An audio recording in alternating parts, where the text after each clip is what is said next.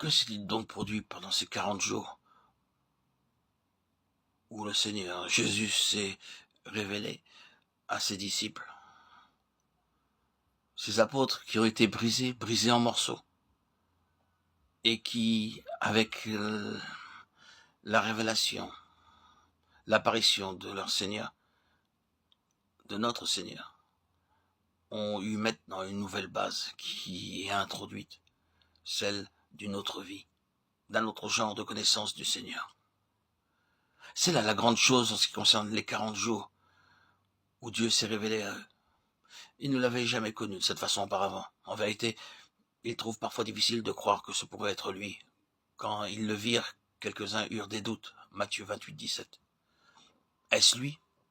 Quand pour la première fois, il les rencontra alors qu'elles revenaient du tombeau, il dut leur dire, ne craignez pas. Non, il n'était pas encore sûr. C'est un autre genre de connaissance, sa personne. C'est le connaître sur une autre base.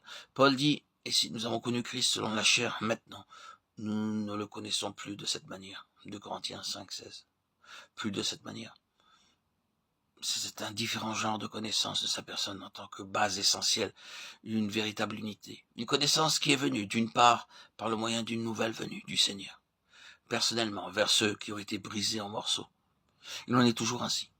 À moins d'avoir été brisés, nous ne sommes pas dans la position pour que le Seigneur vienne nous montrer les plus grandes choses, les choses les plus profondes, les plus authentiques. Ce sont des principes permanents.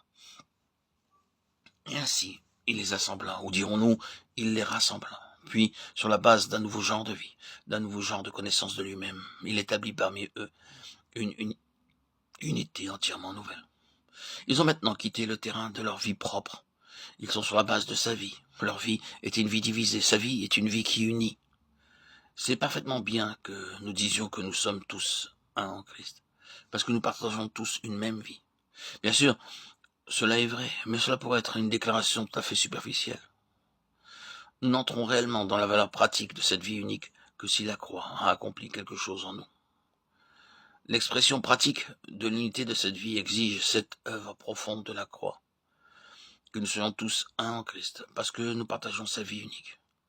La vie éternelle qu'il a donnée peut être vraie en tant que position, mais l'expression de cela peut être toujours différée.